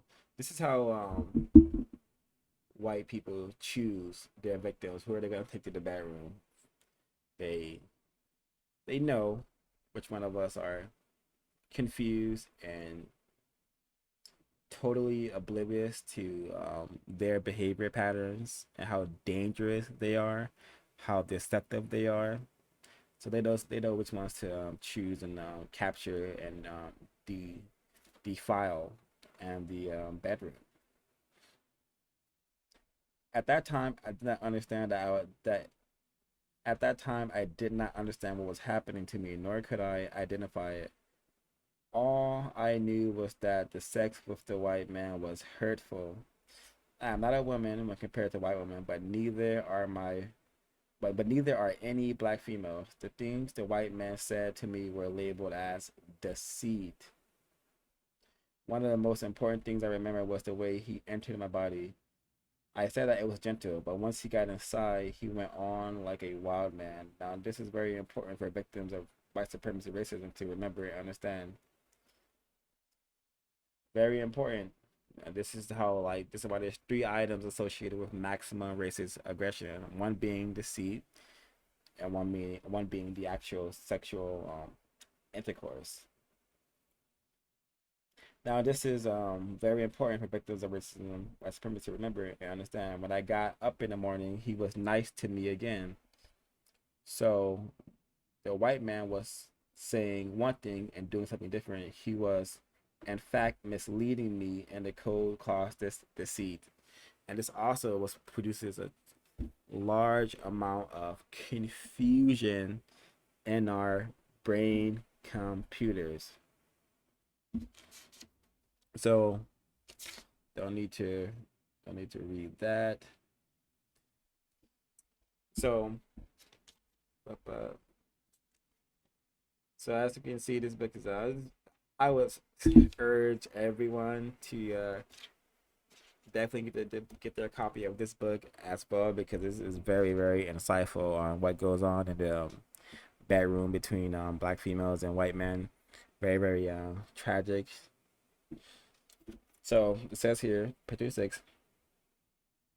After interviewing and listening to several black females, the pain associated with my experience with the white Jesus finally resurfaced. This time, it wasn't a quick flashback. All the details of that experience came pouring into my mind. I became very angry, and I again wanted to do something to get him back for this, but I did not know where he was or his name. It happened so long ago that I felt there was nothing I could do. However, by this time, I was ready to put the experience into some kind of perspective. And it was the code that helped me to do this. I realized that the white man, was practicing racism against me through the use of sex. I could not talk about my experience with a white man because it was a painful one, and I had pushed it so far back into my mind, but my brain seemed to be releasing painful events in chronological order. It was a code that helped me to relive this painful experience, and with the help from the code, I learned that I was truly raped by a white man. You see, I clearly understood this because the code gave definitions of what a rape is. As a matter of fact, the code gave me 10 definitions of rape. Only 6 will be given because these 6 best describe what happened to me. And from my research, these 6 best describe what is happening to other black females who engage in sex with white men. So I'm going to go ahead and read these definitions. Rape. Number 1, sexual intercourse with a person by deliberately taking advantage of his or her lack of knowledge and understanding of truth, justice, and their correctness. 2, causing a person to dislocate by using unjust force and threats of death, discomfort, or deprivation. 3, sexual intercourse as a result of bribery. 4, sexual intercourse with a person through the use of deceit, violence, and or threat of violence. 5, anti-sexual acts by a person with a person of the same sex and or with a dog, cow, animal, sheep, etc. 6, sexual intercourse between a white person and non-white person under social and material conditions dominated by white supremacy. And she then goes on to give the definition of rape by the Webster Dictionary, which is just sex with a woman by a man without her consent and chiefly by deception or force. So very, very different definitions. I think Neely Fuller Jr definitions are way more thorough and applicable to our current reality, our planet Earth. So this book only is about her at the beginning. This book is about her interviewing a number of black females and how there's one correlating factor. These black females have been raped by white men, and it is through deceit, and the kind of sex that is being done in these bedrooms is what Reneathia Tate calls experimental sex involving urine, feces, sometimes animals. Just really depraved things are going on in these bedrooms, and it it more times than not just really damages the black female greatly, to the point where she will have a great animosity towards all males, but the animosity will largely come out amongst and to black males, because at that point she will probably cease engaging sexually with white man, or I should say allowing herself to be raped by a white man. So the venom and the damage that she is unable to recover from because she has no understanding of what was done is acted out against black males, which is all by design, all scientifically designed. I'm sure in the bedrooms of between white women and black males, a whole lot of incorrect things are happening in that regard as well, and black males get resentful, but instead of taking the resentment off on white people and their system, it goes to the black female, which is why we have so many problems between us, because we do not correlate everything back to the system and attempt to counter the system, especially in the bedroom, which can simply just be no more sex with white people. No more sex with white people. All right. Page 27. From the code, I learned white men who choose to engage in sex with black females are practicing racism against us through the use of sex. The white Jesus not only used sex in his practice of racism white supremacy, but he also used deceitful words against me. Now the code states the chief characteristics of a racist man or woman is deceit. Based on that, I realized this white man had a plan all along to do this to me. This was his hidden agenda. The code also states as long as racism white supremacy exists, no black female or male should have sex with white people. I was raped by a skilled professional rapist, and throughout the years, white people as racists have become skilled in their practice of racism white supremacy. With the help from the code, I found the answer to my long age question. Why were white people so hostile toward black people? Well, as it turns out, this is just another technique racist white men and women use to maintain control over their victims. You see, it is called keeping black people in line. So I could definitely spend quite a while reading this text because I would appreciate everyone understanding and sharing this information with other non-white people. Hey, you know what's going on behind these bedrooms between white and non-white people, right? You actually do, even before you get to that conversation, do you know we're in a system of white supremacy and we have an assignment to get rid of this, or else we shall be pitiful forever, abused and mistreated forever. You will have non-white males nonsensically and illogically sharing and being totally against and having a lot of vitriol towards non-white females, totally ignoring the people who have caused this incorrect dynamic. You will have non-white females having so much vitriol and hate towards non-white males, totally ignoring the people who have designed these things to occur. So this is why you got to understand that everything we are currently experiencing that is incorrect 100% stems from us being subjected to the system of white supremacy. White people a long time ago discovered how to keep us in conflict with each other, so we will not focus on them, the people who have laid this all out for us, like a really well camouflaged trap. So I don't know who this is. I don't know if this is just her talking or this is a quote from Neely Fuller Jr. Or a combination of the two. But I'm going to end off my notes with just reading a little bit from the end of the book, towards the end of the book. No, actually, the end of the book. It seems to be some sort of some prayer. We will be back to do another one of these broadcasts where we share more bits from books. I certainly have a lot more notes from this text to go over, and we're gonna get into her interviewing the black females, and then we'll be able to hear what a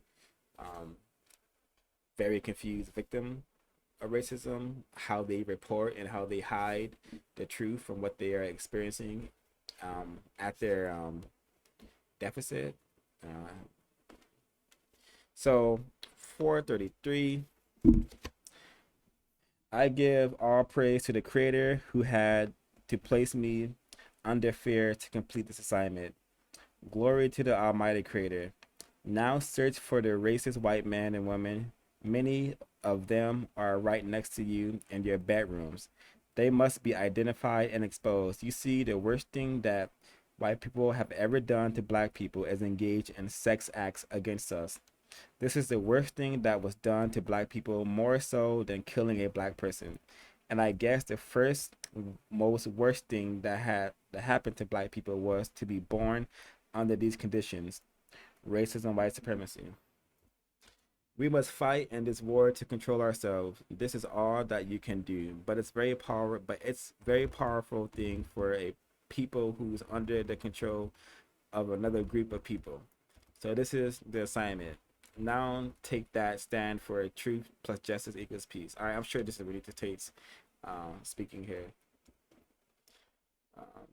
To the powers known and unknown, help us to rid ourselves from this acute insanity brought on by white supremacy racism.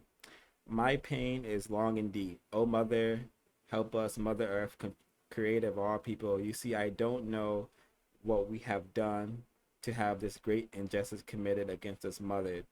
I don't know what happened in the past because you brought me about in the present. I, like many others, was just born into this mess, and Mother, it is truly a mess.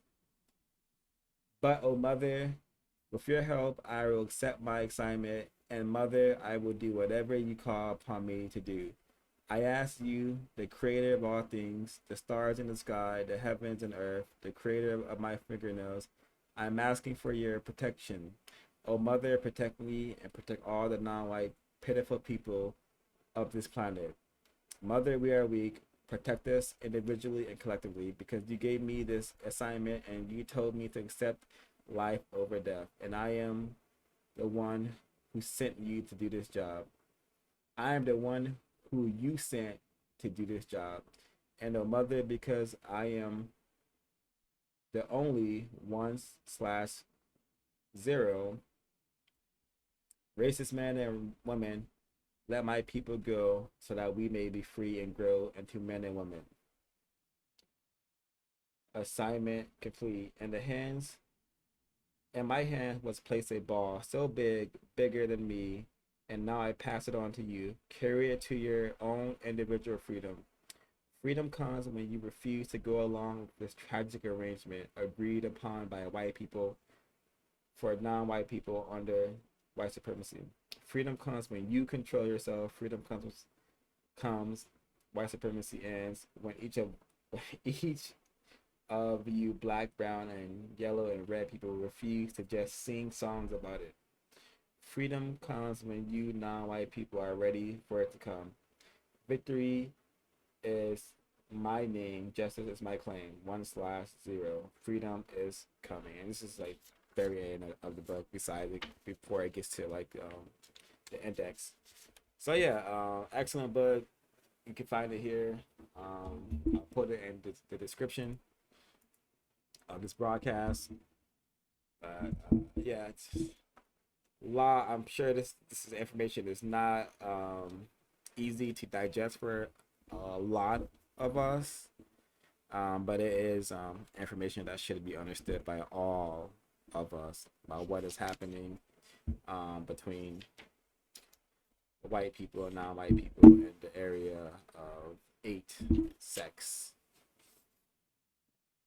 My bad. I think it's area 7. Area 7 is sex, I believe. I think area 8 is religion. So I just am making sure I didn't forget anything. I just for the second time I did skip quite a bit. But if something comes to mind, I will share it before I end the broadcast. Sorry, Kiss. Greetings.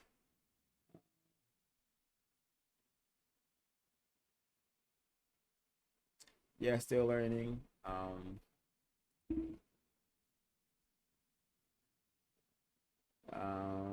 Thank you, Mr. Still Learning, for your contributions to the chat. Always very constructive. Greetings, Helen B. Always nice to see you in the chat. At all times.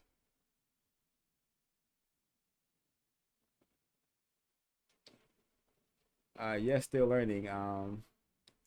The so-called hood, or black crime, wage disparities, all this is the reality of us being subjected to the system of white supremacy. There's no problem on this planet that does not involve a white man or a white woman some way down the line.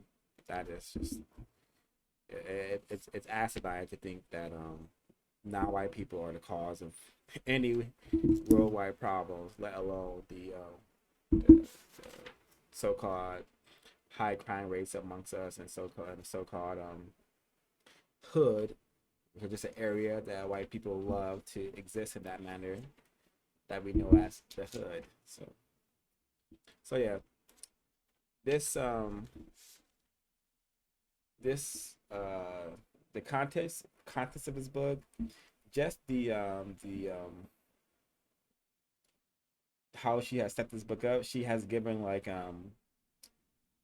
all the white men a different name. And she has given the black females a different name as well for confidentiality.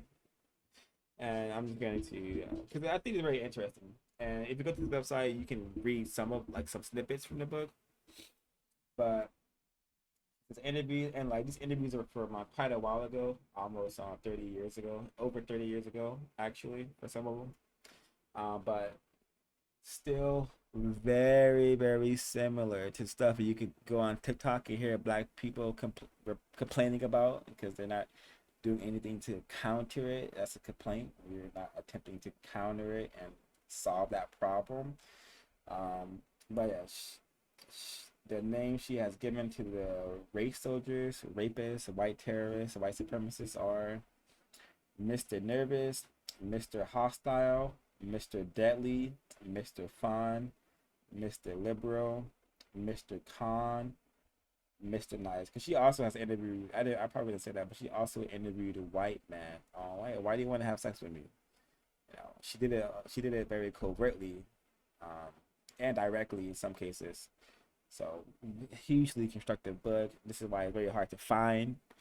This information is not supposed to be spread amongst slaves, prisoners of war, non-white people. They do not want us to know this sort of information, let alone broadcast it and share it with each other and act on it.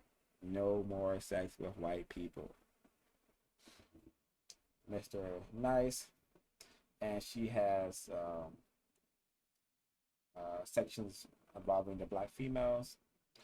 Poor little girl, she's so confused.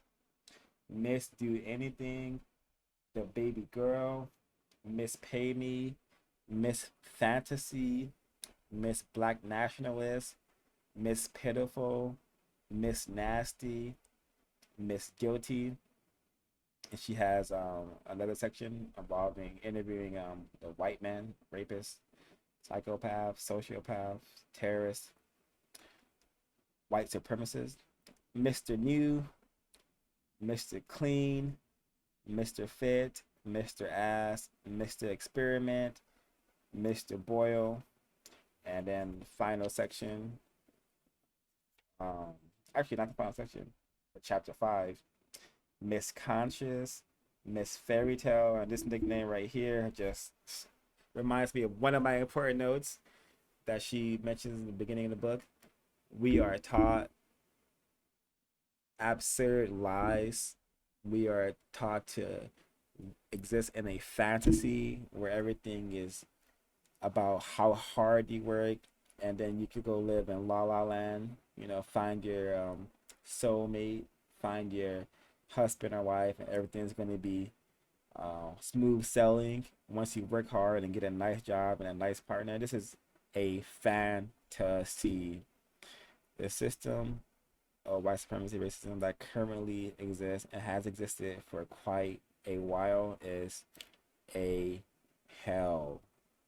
It is not something we should attempt to get comfortable in. We should get comfortable being uncomfortable while speaking the truth, countering this evilness that has become very normal to us. It's normal for non-white people to die, to suffer, to have their resources stolen. This is normal to us now.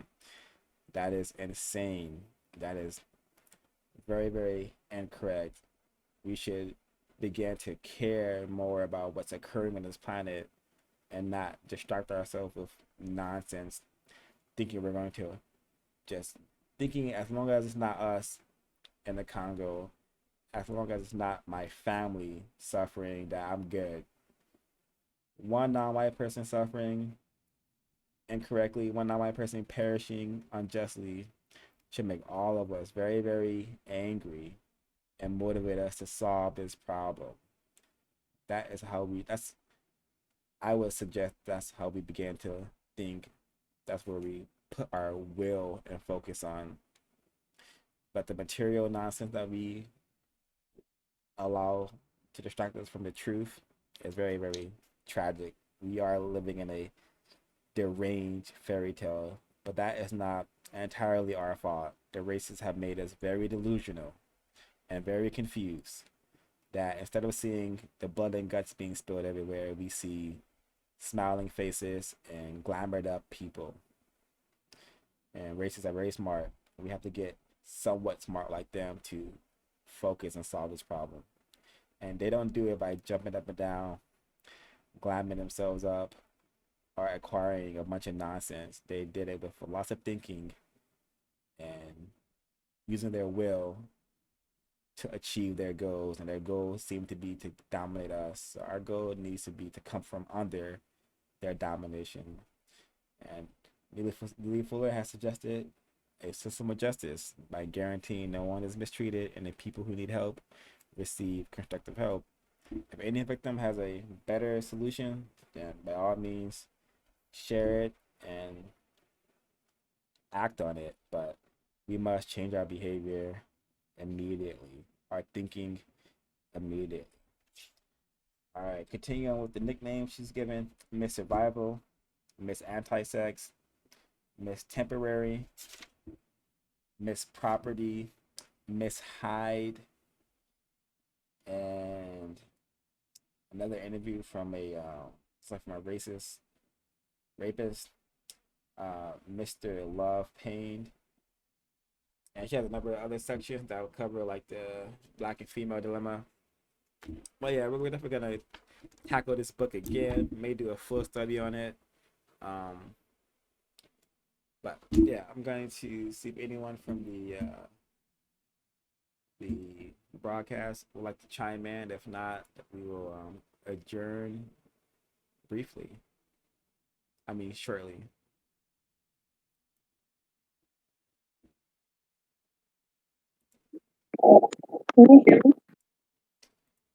I can. Okay, I was just gonna say that I think this book is like a really good example of someone experiencing like mistreatment, rape, and using that to gain knowledge, understand the system, and do extensive research to produce this book, which I think, I don't know, a lot of people could take that as an example of, utilizing or picking something that is of interest to you or that has affected you within the system and doing a lot of research and gaining knowledge about it to help other non-white people. So I think that is a very informative text and also just a very, it's just a correct way to go about understanding why you've been mistreated. That's what I wanted to say.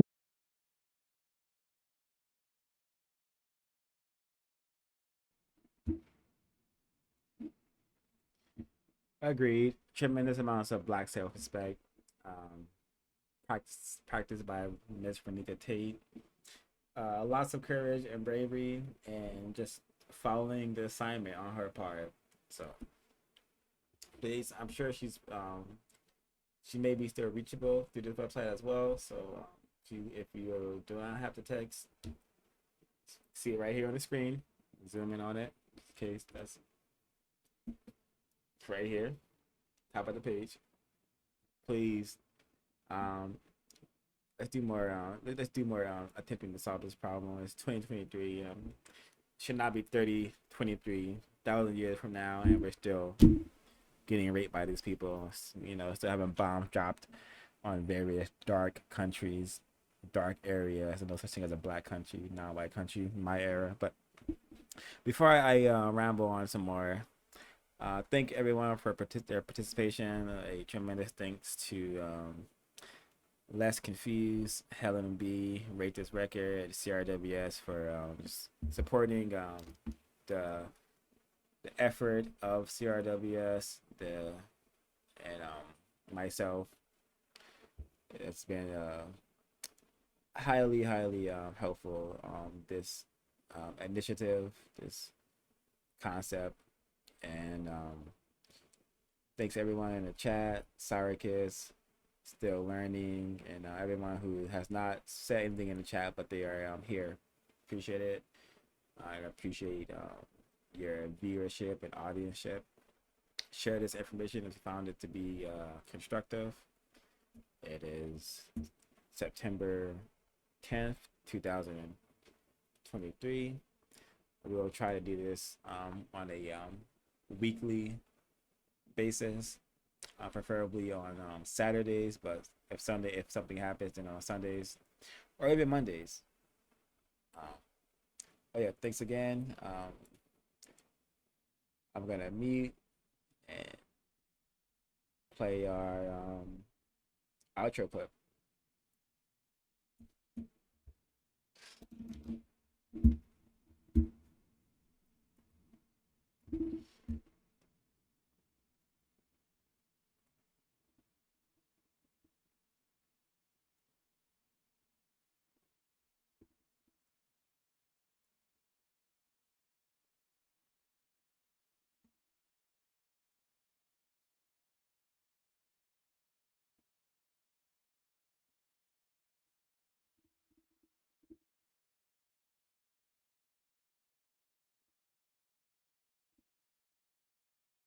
You are alive.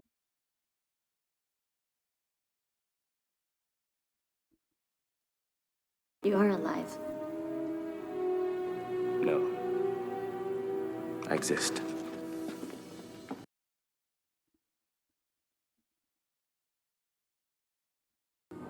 Every single one of them.